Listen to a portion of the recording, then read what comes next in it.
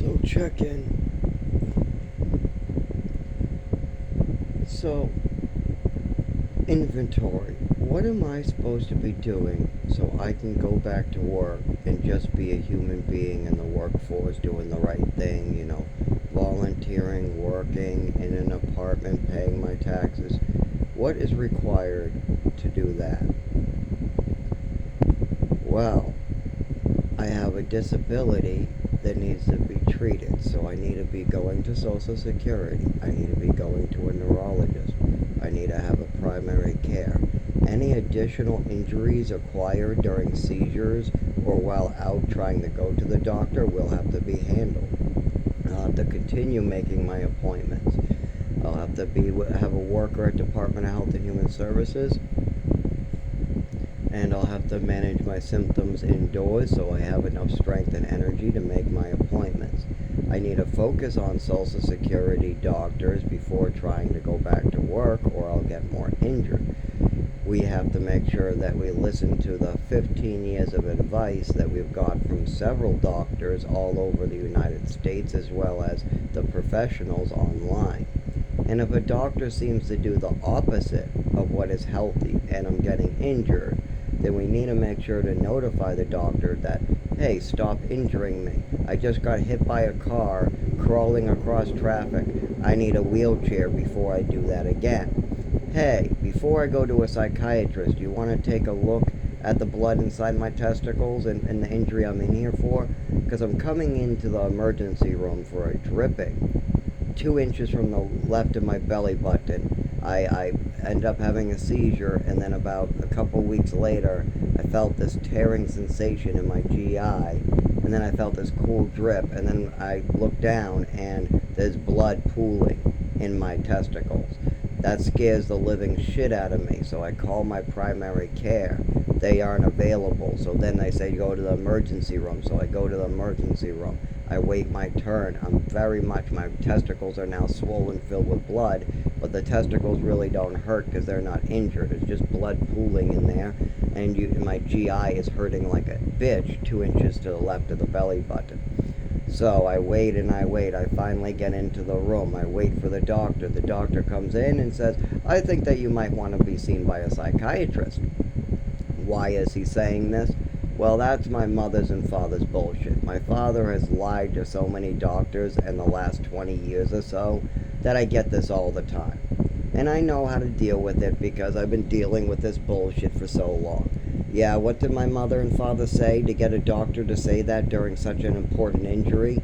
Well, they said I make up stories, I seek attention, I have fantasies, I'm really mentally ill, stuff like that, and then you just medicate and what makes me a drooling mess, and then I get worse. So they did this to me every year, moving me from state to state. But they didn't keep me in one town doing this.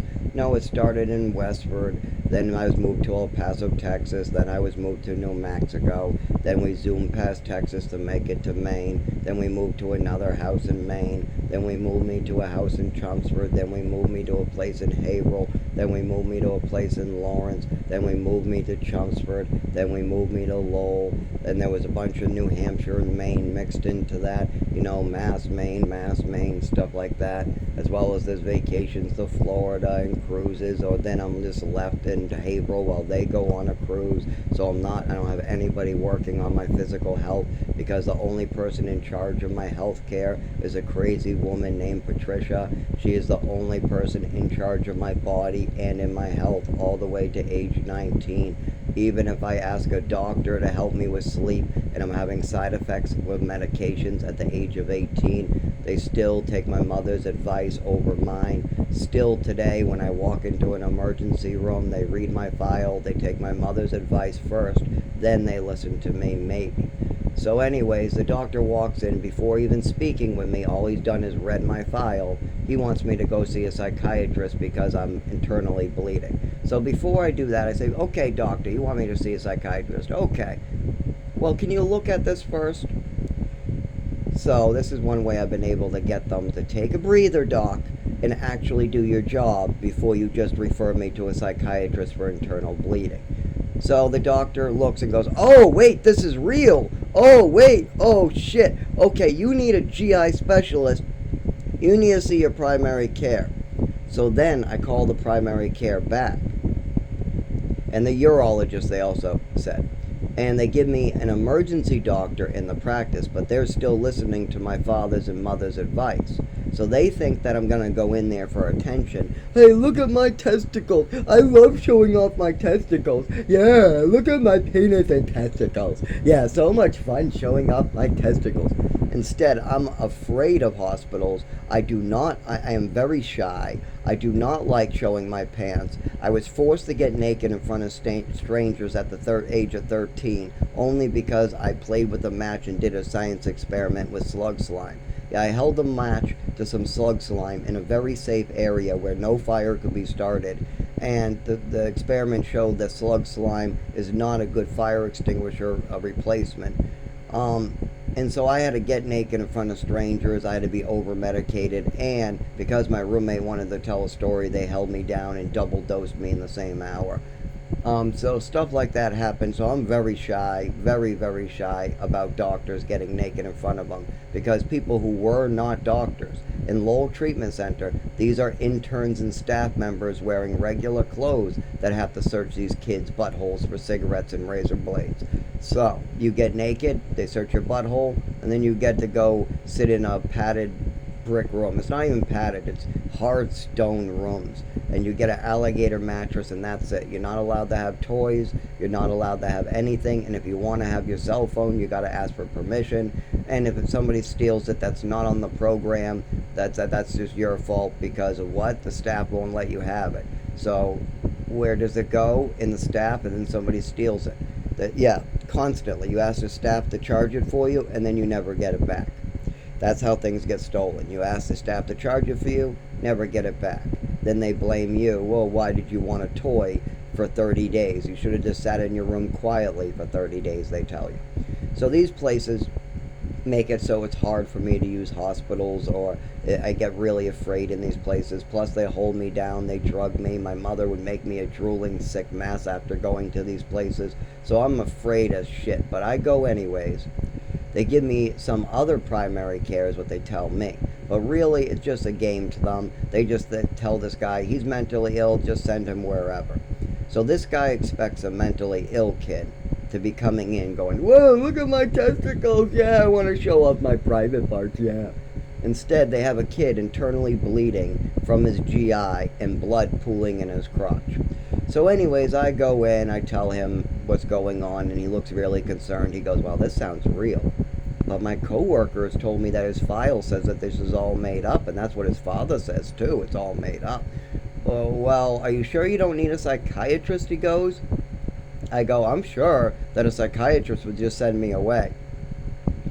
So I go, you want to take a look, Doc? He goes, yeah, I guess so.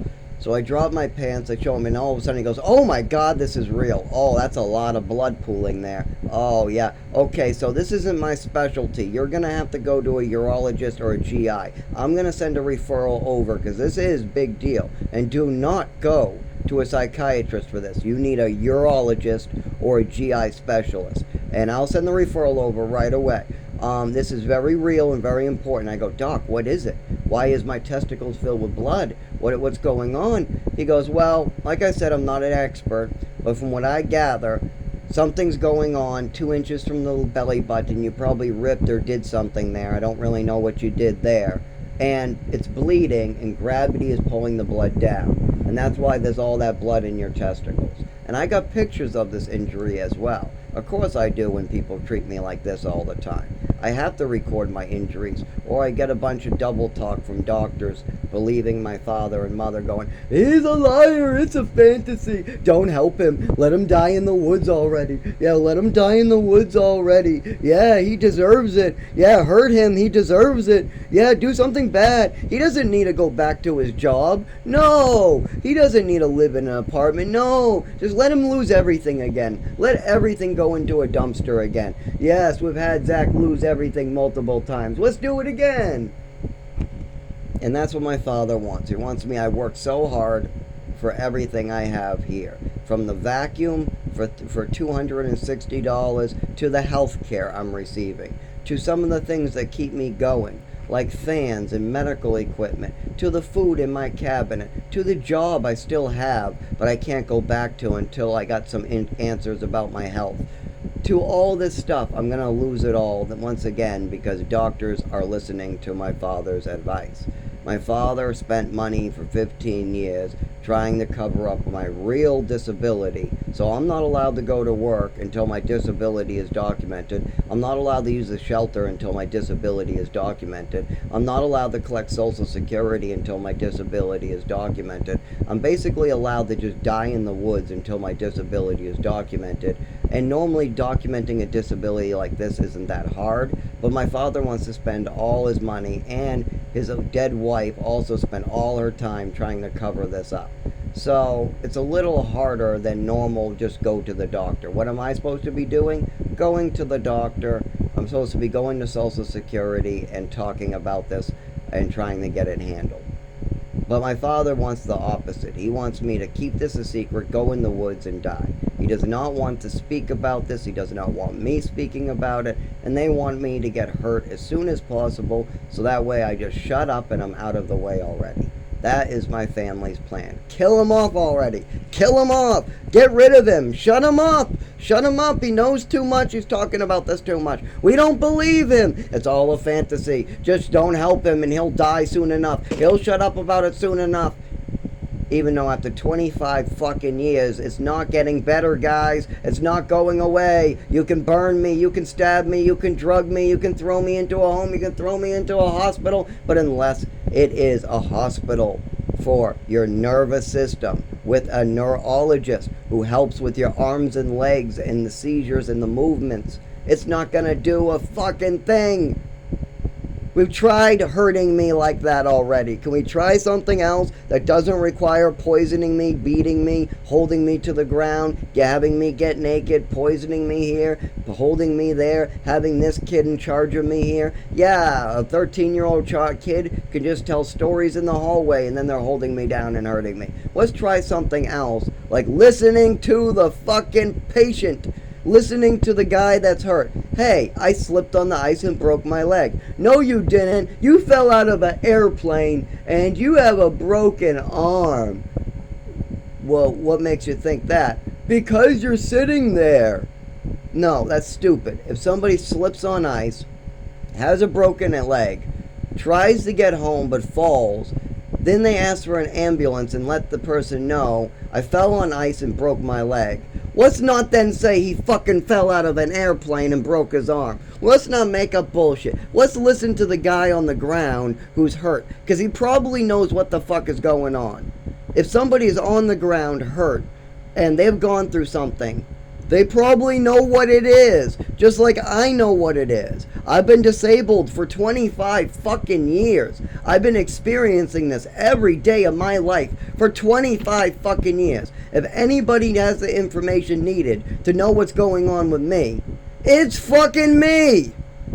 All you have to do is have me give the information to the doctor, and then the doctor can inform you what's going on. But as long as the doctor is listening to fucked up fantasy lies that a crazy woman started spending 15 years to make up, and now some father out there doesn't want to take responsibility for what happened, so he's doubling down, I'm putting all my money on black. Yeah, let's not do that. Let's not double down on black and get me killed. Let's just talk to me so you get an understanding of what's going on. Have doctors talk to me. I get better. I go back to work and help others. Instead of, let's get them killed in the woods. Because that's what's going to happen very soon, I'm pretty sure. And I'm not going to like that very much again. And when I mean again, I mean again. Yes, I've lived in the woods like a chipmunk before. Yep, from age 19 to 24. How did I get out? I helped the disabled and I went to church. That's it. I worked with the disabled, I helped people in need, and I was able to stay indoors, what gave me more movement. The more I'm indoors, the better I do, the more movement and the less neurological disorder I have, the less I have to treat my disability. And now I don't treat my disability, I'm waiting for doctors to do it, which they've had little success in. I've still done a better job than these doctors. Yes, a homeless guy with $0 living in the middle of the woods still has done more for a neurological disorder than the doctors have. But that's only because they're not listening. There's gabapentin, Ativan, Triliptal, CBDV. There's documentation they could give me that could help stop injuries. Just a piece of paper could stop me from having further injuries. But again, they need to know what's going on for my family. My family is still doubling down on black, getting me killed. And that's all I've heard for 25 years. He's a liar, he's a thief, it's a fantasy. Just drug him. Just drug him in the woods already. Shut him up already, yeah. Give him Seroquel, Thorazine, Trazodone, Lamictal. Give him the whole lot of pills, yeah. Meanwhile, my brother goes, you don't need those pills. And I'm like, what? And then some of the pills I do need, but some of the pills I don't need. Doctors aren't telling me shit. Every time I talk about this overdose, I'm moved to another state. My mother's acting crazy. I believe in Santa Claus, but also I'm believing my mother that an allergy attack means that you lose your vision after taking medication, you lose your breathing, you pass the fuck out, and you wake up changed for life. Your brain does something while you're passed out. Your nervous system does something. You can't feel the carpet. You can't see out of your eyeballs. You're screaming for help. You feel like you're about to die. All that, and your mother is told to bring you to the emergency room, and she hangs up the phone. Yeah, that's just an allergy attack, my mother tells the doctor. When the doctor says, well, what medications does your son have an allergy to? She goes, I don't remember. I don't know. It's not important. Change the subject. So as a kid, I think that, okay, that's just normal. Just normal for that. And then me taking pills during my adoption and passing out on a wooden bench and then wanting to sleep during a birthday type like party.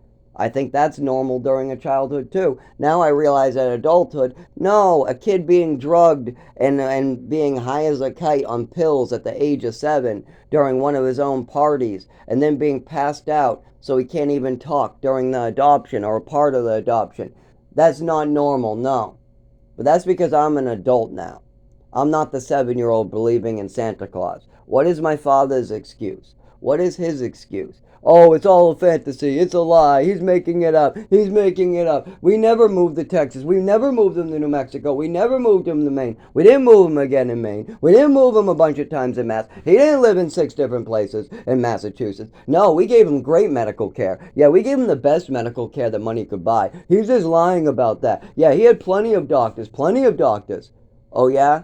Which neurologist? Name one of my neurologists. Name one. Come on. Which one was my neurologist? Which one worked with me with my mother trying to make up stories about me? Tell me that. When I said my mother was lying about me and making up stories about me, which doctor stopped her from hurting me with medications and continuing this behavior? Oh, none of them? None of them? No, they just wrote down that I was a liar? That's all they did? Oh, great help, Dad. Great help. I'm sure that my mother being able to make up stories, lying, making up fantasies, getting me drugged, I'm sure doing that at the doctor's really helped me along. And which was my neurologist's name again? Which doctor helped me with my coordination after the physical therapy when we moved to Texas? I mean, yeah, I had a lot of problems moving my body all suddenly. The teachers were calling me in the hallway, telling me that something must have happened at home to change my body. Because I was moving fine, I was swimming fine, I never had a problem with heavy cold, it never caused me to shake, I never had the speech weird impediment, I never had problems where it came out different when I sent the signal, but after an overdose, the teachers see a sudden change, they're calling me in the hallway, they're setting me up with physical and speech therapy all of a sudden. I never had problems in first grade with all this movement and speech and my body not moving right and my name's being written different. Yeah, the week before, my name is written fine. Now, I can't even write my own name all of a sudden. It looks differently. I can write it, but it looks different. And the teachers notice this, so they're bringing me in the hallway asking about it. The doctors got told about an overdose. We got me in physical speech therapy. My mother only wants me in ballet for it. She says, oh, he has a coordination issue. Ballet is the cure. Oh, that when we moved to Texas, what help did you get me? Which neurologist did I see? which doctor for my coordination, and which doctor did I see for this overdose I mentioned? Did you get me further care when I mentioned the overdose and that I had some weird attack from medication and there might be something wrong that night? That something really bad might have happened to me? Did we ever look into that? No. Well, that's something that could kill your son. That's something that could have serious repercussions. Your son might not ever hold a job. Your son might fall down and break his nose just walking down the street. Your son might get hit by a car. Your son might not be able to drive at the age of 16. That sounds like something you should be handling. Well, what happened after? Oh, New Mexico. Well, he got doctors and healthcare in New Mexico, right? No, just one psychiatrist that owned the building. Well, they must have had teachers that were good there, right? Oh no, she quit. And all the kids know it. All the kids were allowed to just go on extracurricular activities with the staff members, and they called that an education. And it was just some cabin up in New Mexico. Oh, but they needed money to build this new place after these kids would leave, right? Okay, well, after that, you must know. You had a lawsuit, right? You sued the place. Yeah, you got money. You got money for suing the place. Your son was hurt. Okay, well, you must have got your son health care and education after New Mexico. Now you know your son's been food poisoned and abused. You might want to get his physical health. You don't know. They could have reset a spine when choking him. They might have choked him too much. He could have brain damage. Could have something really wrong with his nervous system, or maybe they choked him so long that now he has a neurological disorder. You have no idea what could have happened to your son in that place. So of course you're going to get him health care right away. And that 26,000 the judge gave you is perfect, because now you can try to fix whatever happened to him, and you're saying sorry to your son. So you really are truly sorry that he got hurt and he might have damage to his body for the rest of his life. So you're going to try to make it better by getting him a physical doctor and doing everything you can to making sure his body is okay and hasn't been harmed in the inside, right? No, you're going to sell properties in Maine. What? Yeah, we're going to homeschool them and sell properties in Maine. Yeah, that way we have more money to take care of our family later, right? Okay, so you're going to get him health care and you're going to make some money. You're going to homeschool him so that way you can take care of him later, right? Yeah, okay, so after Maine and you get the Chelmsford, then the neurologist, and then we got doctors helping him, right? Well, yeah, but they're psychiatrists, and my wife wants us driving 2.5 hours to a guy writing a book about him, and he says we should just give him lots of pills and medication. And this is a neurologist, a physical doctor that works in the nervous system and with the legs and arms. And no, this is somebody who works with the mind. My wife tells a story to the doctor. Then the doctor goes, uh-huh. Then the kid draws a picture in the corner of me. And then we go home, pick up a prescription, and we give him the prescription. And then Zach calms down, drools on the floor, and he's not hyper no more. We don't have to deal with this hyper behavior. Uh-huh. But is he getting better, or is he having a lot of problems, it looks like? Oh, no, Zach, we're always complaining with more problems, more problems, more problems. And is there more medication, more medication, more medication? Well, yes. More problems, more medication, more problems, more medication. Well, was there medication in Texas? Well, not much. Did he seem to do okay? Well, actually, Zach did very well. Only thing we had was a slip and slide, and he punched my boss one time because we looked like we didn't like him. But nothing that kids don't do. There was not. Oh, so less medication, better behaviors, just he's hyper. Very, very hyper ADHD. Yes.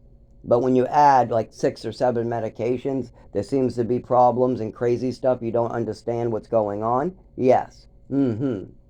Well, did you ever thought about maybe not giving your wife so many dangerous medications, and maybe that she might not be the best person to be administering them, seeing as she is taking medications? Well, she doesn't take any medications without doctor's permission.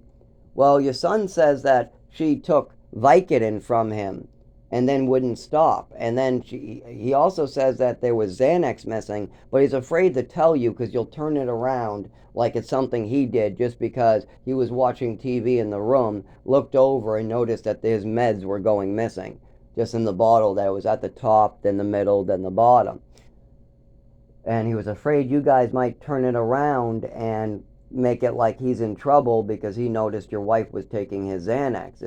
Is that something you guys might do, is blame him? Well, of course it's his fault. He shouldn't be counting the pills. That's not on to him. Well, Zach's not counting the pills. He's watching TV, and he just sees a change in his pills to the right. Well, it doesn't matter. He shouldn't be paying attention to what we're doing. If she wants to take Zach's old prescriptions, that's on her.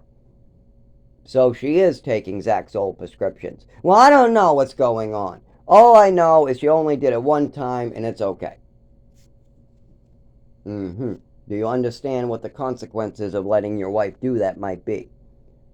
What? Letting my wife take some Xanax or take some Percocet and just have a martini? That's her choice. She's a grown adult. There's no consequences for us. We're wealthy individuals that can buy our way out of trouble with an attorney. Don't tell us about consequences. We're better than that. We got money. We're above the law. Well, do you understand that if your wife continues to pop pills and drink alcohol, that her liver will fail? She will scar up the liver slowly. Her liver won't be able to repair itself. Then she'll go through many stages as well as liver failure. Jaundice is the first stage, what you might not notice. That's the stage in which you start feeling sore, weak, tired. Maybe you are a little short on temper. Then the next stage is that you can't control your addiction because nothing seems to work or get you stoned or high anymore, as well as yellowing of the skin color, weird feelings in the gut, and emergency room visits. And then from there, you will end up getting hospitalized. And if you can't stop drinking, you'll go through liver failure quickly and die. Do you understand that letting your wife pop your son's pills in the closet and not telling anybody about it can cause a lot of health issues in your wife? Your wife needs help. She needs help with her addiction. She needs help with her crazy behaviors, or your son will have something wrong with his body, like a neurological disorder, seizures, health issues. Maybe he'll never be able to drive. It's hard to say what will happen to your son.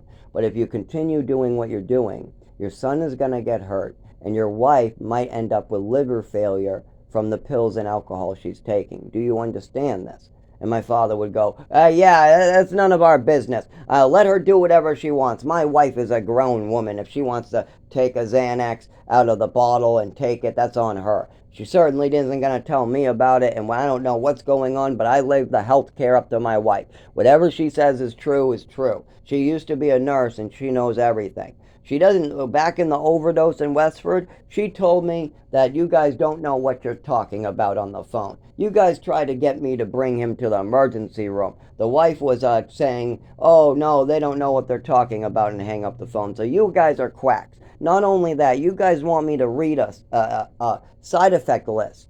Well, my wife told me about that too. My wife told me if I read that side effect list, I'll start thinking Zach has those things. So I'm not going to read that. You guys are just trying to trick me, you doctors. Yes, my wife has told me all about your tricks. Oh, yeah.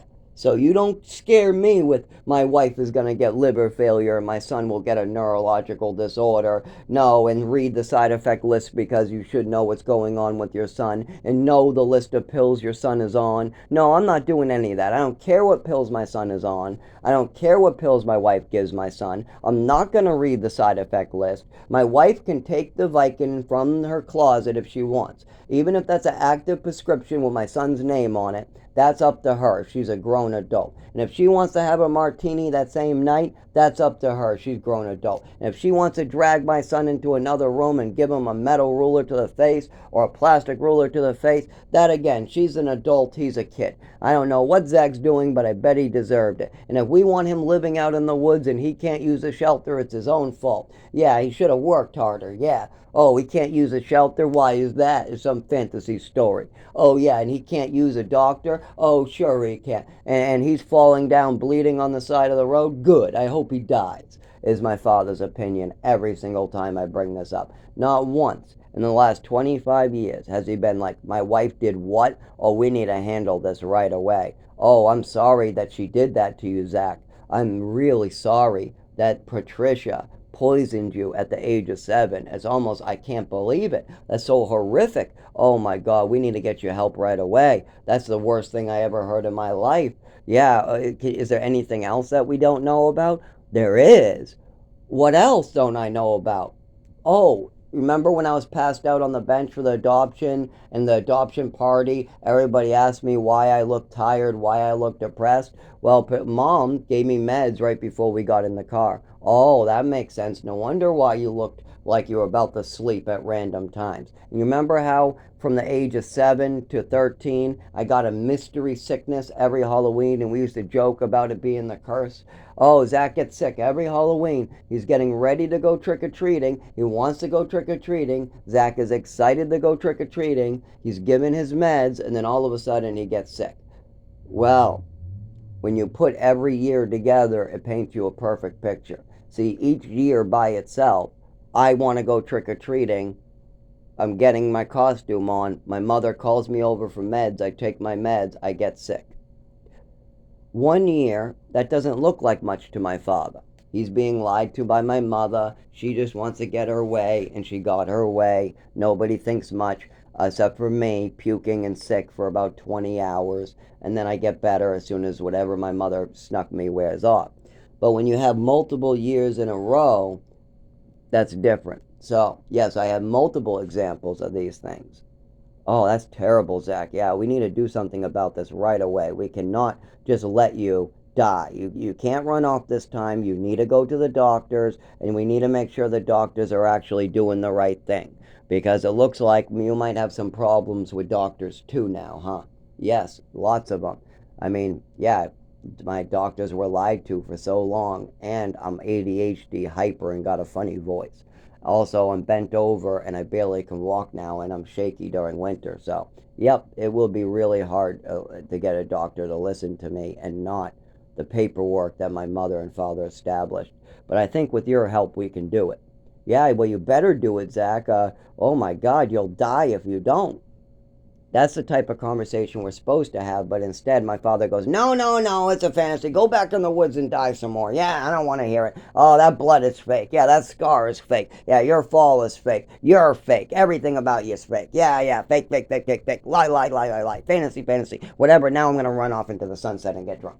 Yeah, I don't want to hear you. Don't you dare call me. Don't you dare bring your bleeding face over so I can see the damage I've done. Don't you dare come in a wheelchair to see me while you tell me how I've hurt you and I'm the reason for your wheelchair. No, you get away from me with that wheelchair. Yeah, you get away from me with your cane. You don't need a cane. I'll take it all. I'll take that cane away from you and hit you over the head with it. Don't you dare come near me.